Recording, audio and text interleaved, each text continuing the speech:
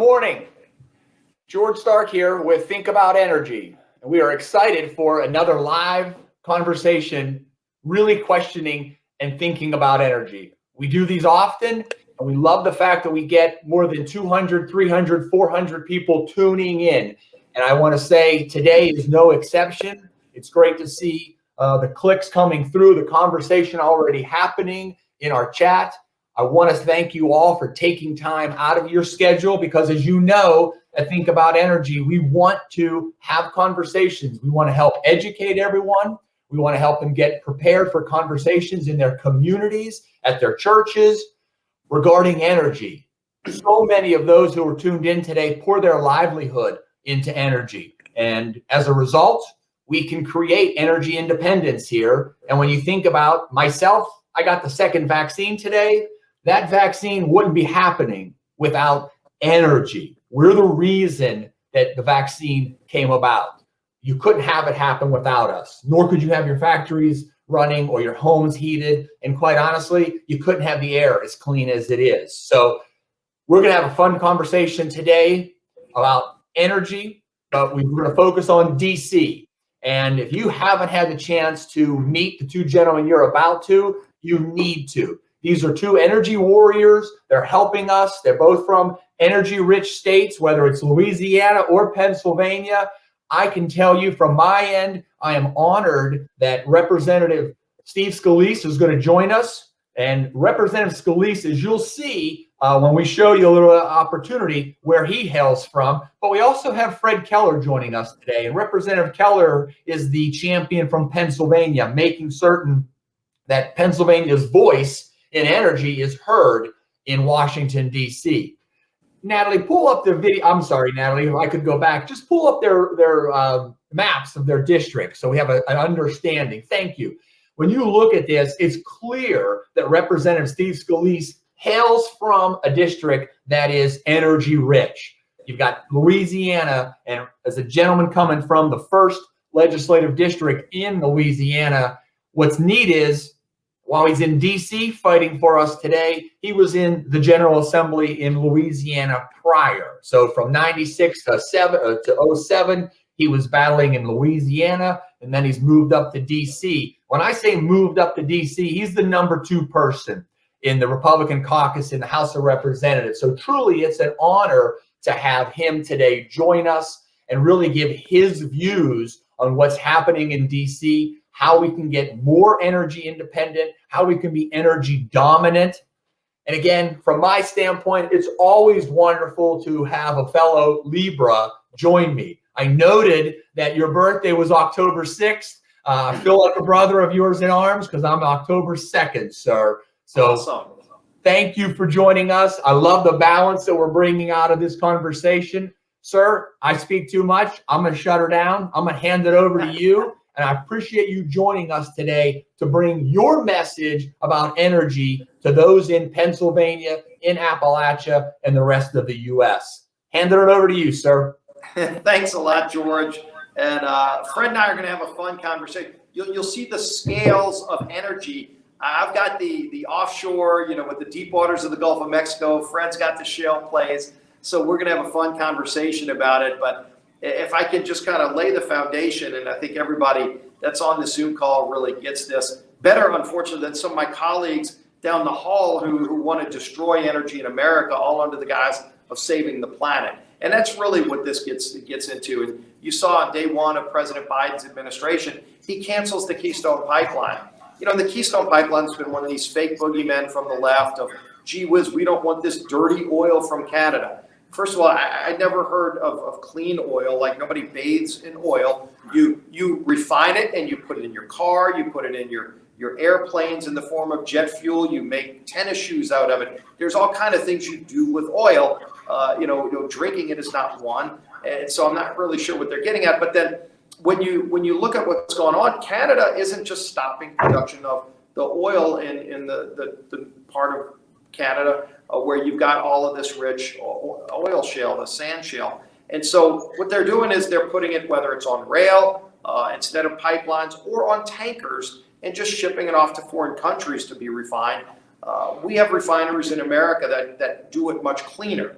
And so he cancels it not because it makes any sense. He cancels it because the radical left has just had this as part of their religion of getting rid of fossil fuels.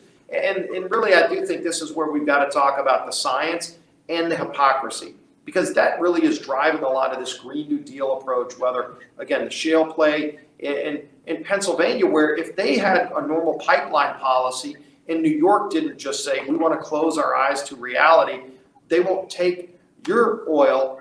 They're importing oil from Russia by tankers in the Northeast. So all the New England states that pay more now for heating their homes in a cold winter than if they just took the Pennsylvania shale, it would be reducing carbon emissions because you're putting it in a clean pipeline, running it right next door, and it's a lot lower cost. So who pays the price for all of this? We're not saving the planet. You're actually increasing carbon emissions because, by the way, the oil that we're now getting on tankers from Saudi Arabia or from Russia, they emit more carbon to make that oil in Saudi Arabia or in Russia because we have better standards. These folks love beating up on America and acting like we're destroying the planet. We've actually reduced carbon emissions in America through ingenuity, through American technology.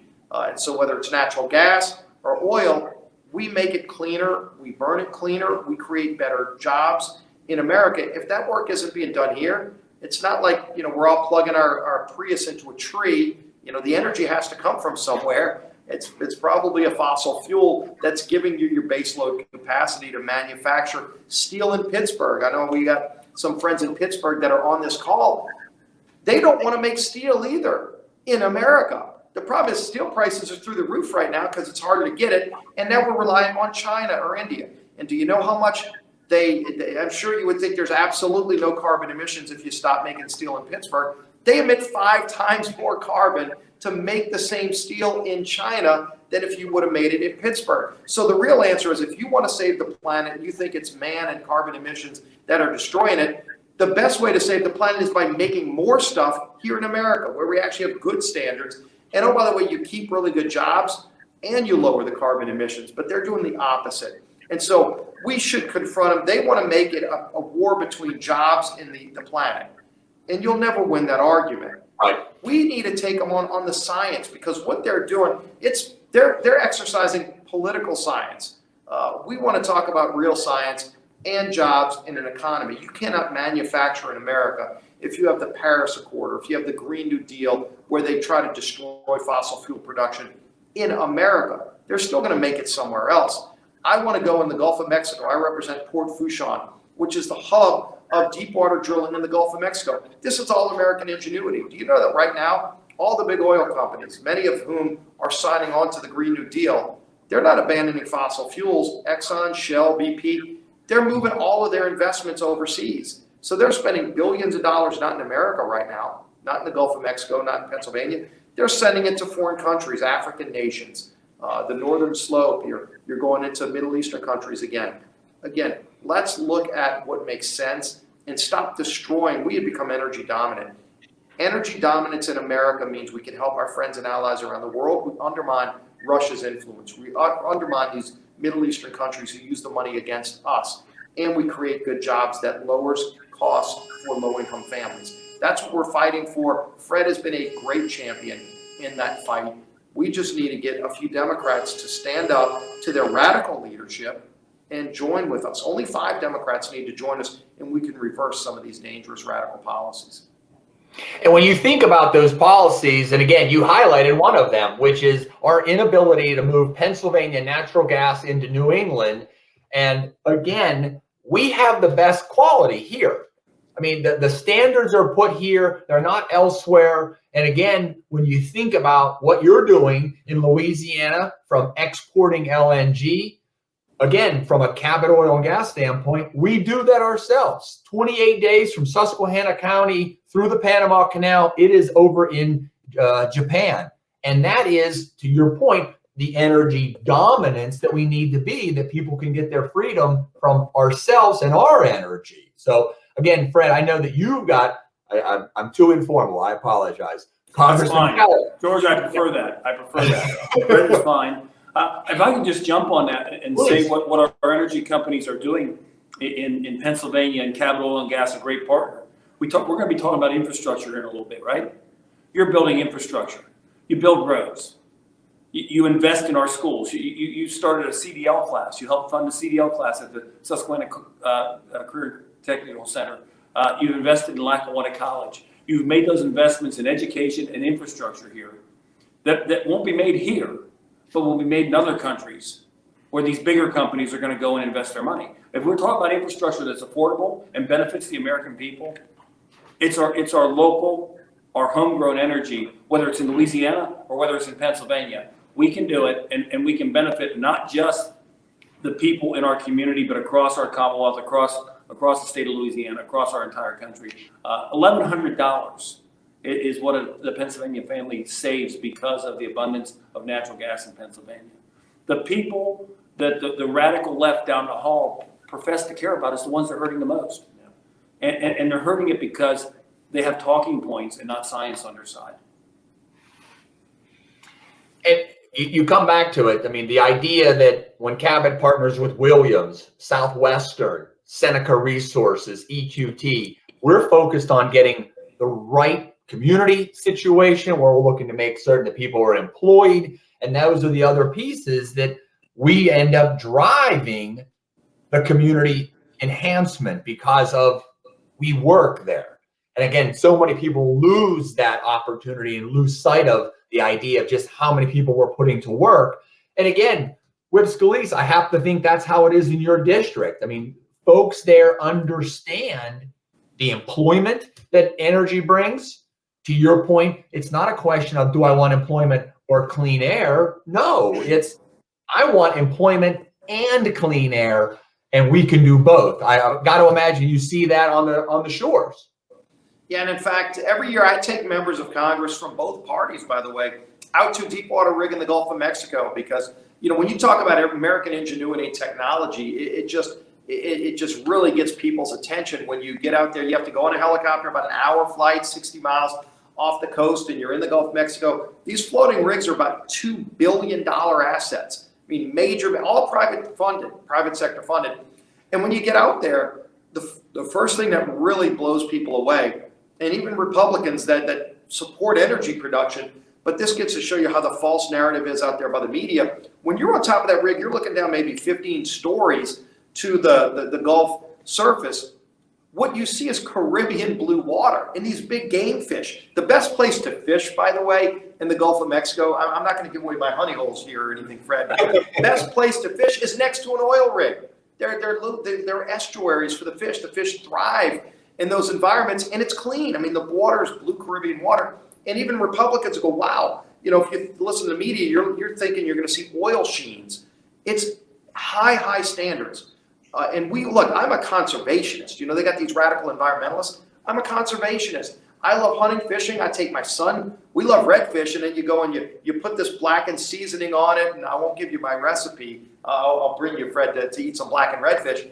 It's best eaten in the world. And so we love this symbiotic relationship between the oil and gas industry and the seafood industry. They're friends with each other. In fact, some of the best service companies that service the rigs in the Gulf of Mexico started off as shrimpers. You know, if you were like a really good shrimper, you could bring a haul in every day and feed your family. If you weren't that good, you weren't making enough money, so you had to supplement. So they said, well, they got these rigs out there. You know, they need supplies. We'll go to the grocery store, throw some stuff on the back of our boat because it's half empty because I'm not a good shrimper. And then they go and they bring food and supplies to the rigs, and they realize, wait, I'm making more money doing that. And that really is how the service industry came and went and created this whole nother industry. These are all small companies. They're local companies. They're the ones dying on the vine. So when the big five oil companies say, hey, you know, we don't want to destroy the planet, so we're not going to drill in America, guess what? They're drilling. They're just drilling in other countries that don't have our standards.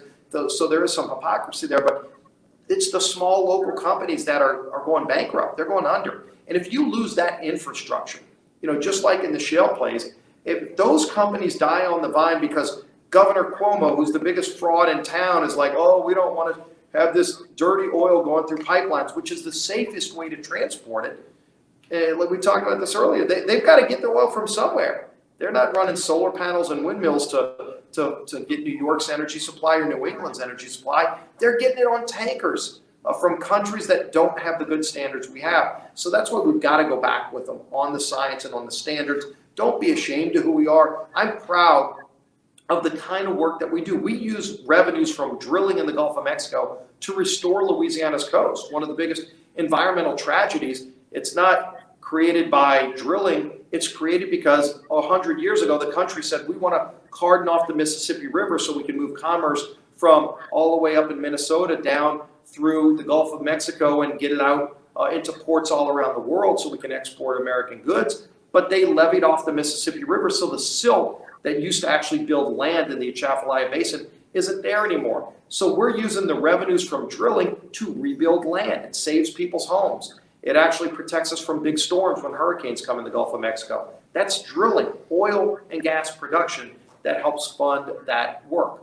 If I can just jump on that, in Pennsylvania, we have the impact fee, which over $200 million last year went to local municipalities and counties across the Commonwealth to help with some of it with environmental issues.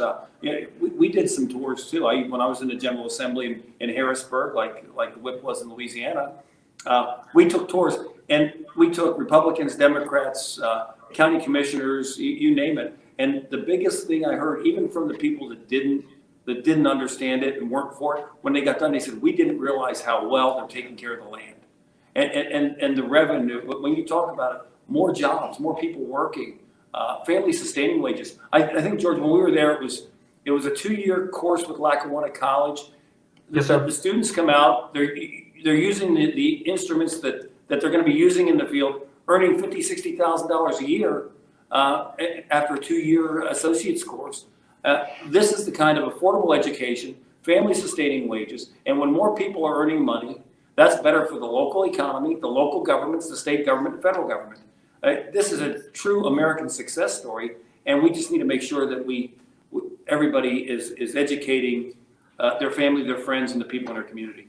There's a ton to unpack there, because right away, the best way to give people hope is give them a job. Give them a job. Yes. What do you need to get a They don't job? want to be on unemployment either. There's that sense of pride that you get. You can go home and look your kids in the eye and teach them that work ethic. And when President Biden comes in and says, we're just going to get rid of fossil fuels, again, because of hocus pocus, because of their crazy religion on Green New Deal stuff, they're taking these jobs away. And then John Kerry, the global warming czar, the whatever you want to call him, the guy flies around on his private plane telling you not to use fossil fuels.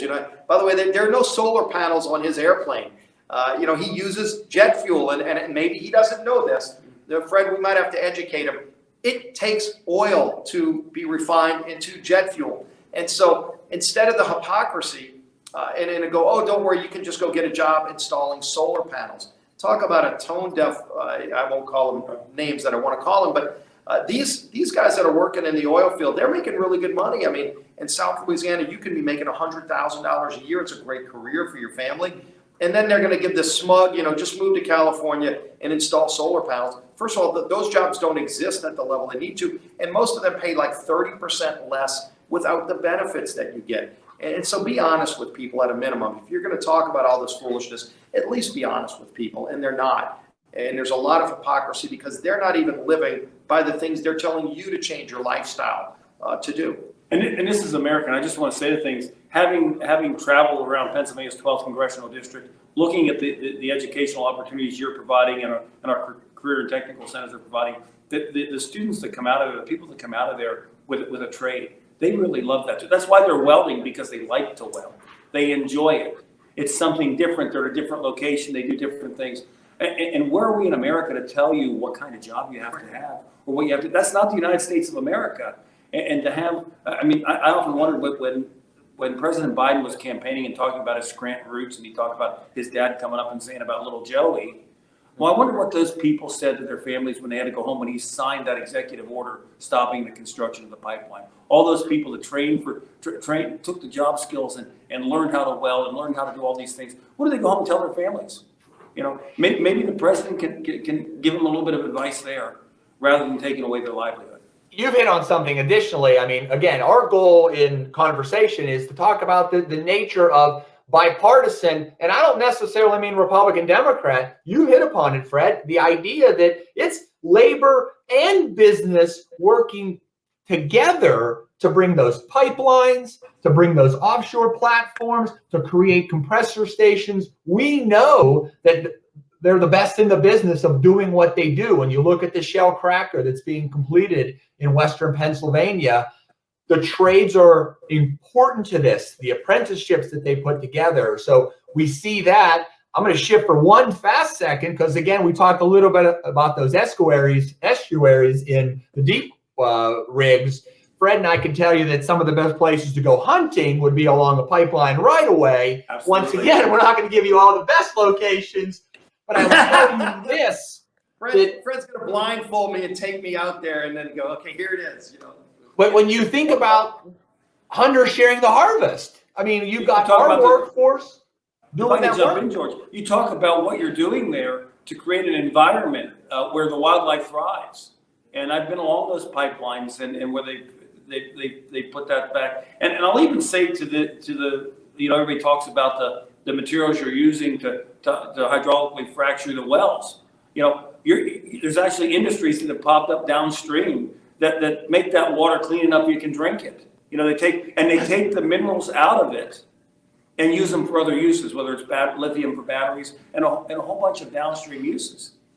Yeah, I like, if you go to we're talking about Keystone, if you go to the Alaskan pipeline, years ago I got to go to Alaska, and we've had this big debate over Anwar, and I've been to Prudhoe Bay, and Section 1002 of Prudhoe Bay, which is the little bitty section of Anwar that they want to explore and produce energy, it's not even in that area. They want to show these pictures of caribou running around in a wilderness.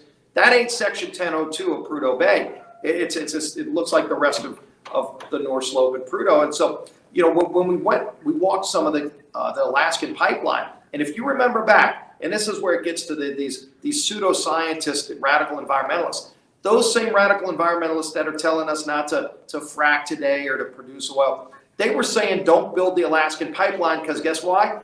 It was going to kill the caribou. So when we were walking around, this is like 10 years ago, there were caribou everywhere. And they said that the caribou population tripled after they built the pipeline because it gets a little bit cold in Alaska and the pipeline is warm. It's running this oil through the pipeline and it's warm. So the caribou come along and it actually helps them mate. And so their population tripled when the radical environmentalists said it was going to kill all the caribou. There were caribou everywhere. And so, you don't hear them coming and going, we were wrong, y'all were right. No, they just move on to something else, trying to wreck somebody else's economy. All they do is destroy when we're trying to build. And we create opportunity, we create great jobs, and then they just follow along and go, okay, how can we go and wreck that? If I'm not for any tax increases, but maybe we need a tax on people who want to destroy other people's American dream. And that might be the only one I support. But that's all they do. Well, Whip Scalise, I mean, the other piece of this is, as you mentioned, like the caribou living in conjunction with the pipelines. You hit it on its head also. Again, we're getting a lot of questions in regards to the Green New Deal, not the negative, but seriously the opportunity to say, look, we can support all of the above. We can support wind and solar. They have a place. But what we have to get people to recognize is you need fossil fuels to make those panels. And to your biggest point, if we're going to make them, why make them in Korea or China? Why don't we make them in the 12th legislative district? I mean, that's where we need to be looking at Appalachia to say, we're ready to employ those folks in the manufacturing sector who want to build solar. We should, because in certain applications, it works. But you're going to need natural gas to fuel it. So when you think about the Energy Act of 2020 passed back in December, there was a lot of effort to make certain that we can put investment into new technology. How do you see that faring in this Congress, Representative Scalise? Well, in this Congress, all you see is Pelosi just having this far left movement to the radical base. Yesterday, AOC refiled the Green New Deal. And so Pelosi's caving into her, even Biden.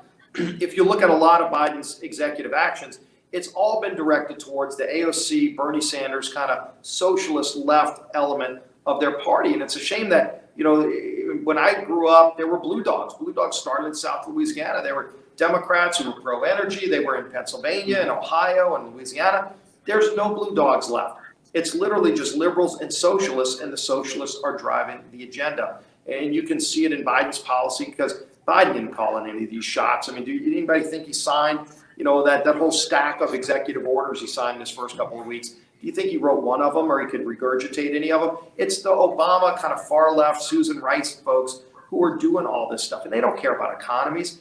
They pass bills up here to pay people not to work. I mean, I'm sure in Pennsylvania, you're seeing the same problem in Louisiana. Biggest complaint I get from small businesses today is we can't find workers because the government is paying people $30,000 a year with all of this stuff out there not to work. They want that. They want you to be addicted to government. So they're wrecking the things that make America work great. And that's what we're fighting for. It's unfortunate that it's a battle to fight just for the free enterprise spirit that made our country great, but it's under attack right now. I would also add to that, George, just on the Paris Climate Accords. Actually, China gets to double their output of greenhouse gases and so forth. So they under that accord, they get to double that, and they're already bad, okay, and we're not. Yeah. So that's one thing. And mining for the rare earth minerals it takes to make batteries is a dirty process. And it is in these other countries. And if we're going to do this, I think we could do it much better. So to your point, George, it should be done in Louisiana and Pennsylvania and West Virginia and across the United States. And I think the idea that, again, now for the past 10 years, Rep. Scalise, you've been taking folks down to see offshore drilling. Again, Fred, maybe we need to do more that we can to ensure that folks see how sustainable energy development is, because we've talked about it. The technology is there. You know what I mean? I know that a lot of the folks that do our completions, our fracking, are on this broadcast and they're texting saying, hey, let's make certain that we get folks out to see how clean, how environmentally friendly actual hydraulic fracturing is. So that may be one of the challenges. And Fred, you may want to pick this up as a member of the HEAT team just to say, absolutely, we need to do more, because I can tell you the chat's populating with people saying, we will show off our location. We know the standards, the requirements. And yes, sometimes it's burdensome, but when you see the benefit, this is what we want to showcase. So if you see any and I'm going to bring my hunting rifle, by the way, if you take me out to that place where they got a lot of deer. What do you have, deer? White-tailed deer, but yeah, you'll have to bring your own rifle, because under their new gun laws, I don't know that I can lend you my. I don't know that I can lend you my. If the gun. Democrats get their way, neither of us will be able to have a gun, and Fred goes to jail if he loans me his. But I'll bring a fishing rod when we go out to the rigs, and we'll get some good redfish. We'll thin out your deer population that's probably so expanded because of these pipelines. Representative Scalise, I will tell you from a standpoint of the companies, whether it's in pipeline right away or when we put our rigs back to a reclaimed site, you will see turkey beyond belief. I mean, it's what happens. They come in, there's clover. It's unbelievable how well we work with nature, and you addressed it with the caribou. We had a farmer in Susquehanna County who said, you know what? My neighbor wants to have a dairy field. Could you move the pipeline right away over to his field? It'll actually benefit him. And today he has a much larger dairy farm as a result of having a pipeline right away there.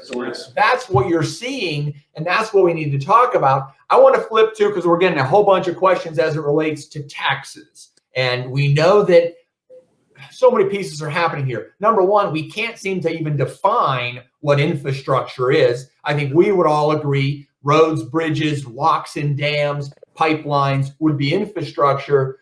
But more importantly, what are your thoughts on a $2 trillion plan from Biden? And I'm hearing that maybe there's that $800 million plan, or $800 billion, plan coming from maybe a moderate group. How do you see that happening, sir? Yeah, it's really unfortunate that you go back to last Congress, President Trump, the guy's a builder. Trump wanted to do a real infrastructure bill, and Pelosi would never. I was in some of those meetings, and Pelosi would storm out of every meeting because she didn't want to cut a deal with Trump. She didn't want him getting credit for fixing a lot of the broken infrastructure in our country. And as you said, what is the infrastructure in most people's heads? I think they would think roads, bridges, your ports, your waterways, pipelines. and even broadband, and especially in this COVID world where people are doing Zoom events, people recognize broadband is part of infrastructure. But that would be about the extent of it. If you look at the proposal that Biden and Pelosi are talking about when they shut Republicans out, over 75% of that bill has nothing to do with that kind of infrastructure. They're trying to do things like home health care. They want to unionize the home health care industry and then call that infrastructure, as bizarre as that sounds. They want to put up charging stations for Tesla cars and other electric vehicles and call that infrastructure. I call that private sector. You go to your Circle K or Fly-In J. If you want to gas up your vehicle, if you want to have an electric car, first of all, Tesla already funds those, but they want to put a government funded counter partnership there where we're competing against the private sector. And oh, by the way, that would then go on your private utility bill. So now low-income families would be paying more. They want to call that infrastructure. And then the worst part, they want to raise taxes. That's really at the heart of this. And they're talking about going up to 28% just to make you all feel much better if you don't have like Tums or Pepto-Bismol. The guy writing the bill, the chairman of the Senate Budget Committee, let me tell you his name. His name's Bernie Sanders. Do you really think when the guy writing the bill, the budget chairman is Bernie Sanders, if he's going to stop at 28%, whatever it is, it's an opening bid, they will wreck our economy even more. They'll cost jobs even more, all under the name of infrastructure.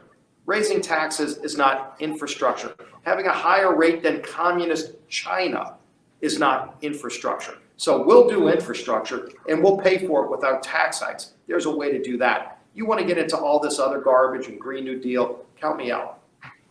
Well, gentlemen, I'm being told by your staff that your time is running out. So I apologize. We're not going to have any time for any longer questions. You need to get to vote. I just want to say, from your standpoint, thank you for joining us. Are there any closing statements that either one of you make? I can't thank you enough for taking time out of your schedule to join us.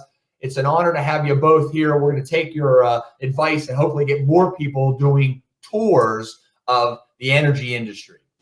Well, thank you, George. And I love being with you. Why don't we let Fred close it out? These are your folks. Absolutely. Thank y'all for electing Fred and sending him up here. He's a great part of the team. Great member of the Heat team to send this message. But why don't you close it out, Fred?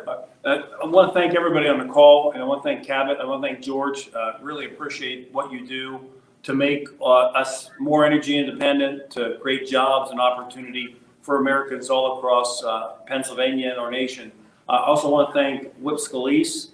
Whip Scalise and Leader McCarthy have an outstanding plan to move us forward, and I am very much looking forward to the next Congress when Whip Scalise is Leader Scalise and Leader McCarthy. Fire Pelosi. And Leader McCarthy is the Speaker of the House, because the Republican plan is a good plan. And George, I'll get you more of the information that you can get out to everybody on the legislation we're looking at.